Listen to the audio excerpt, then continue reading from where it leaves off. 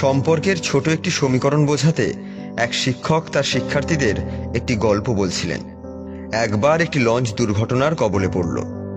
লঞ্চে থাকা এক দম্পতি অনেক কষ্টে একটি লাইফ বোট পেল, কিন্তু স্বামী বুঝে ফেলেছিল ওই লাইফ বোটে একজনের বেশি ওঠা সম্ভব নয়।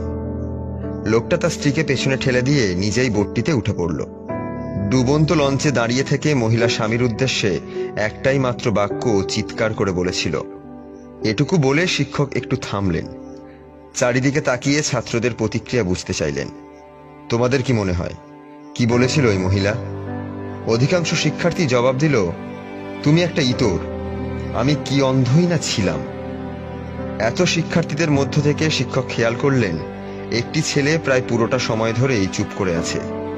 শিক্ষক তার মতামত জানার আগ্রহ প্রকাশ করলে সে বলল, স্যার, আমার মনে হয় মহিলাটি বলেছিল, আমাদের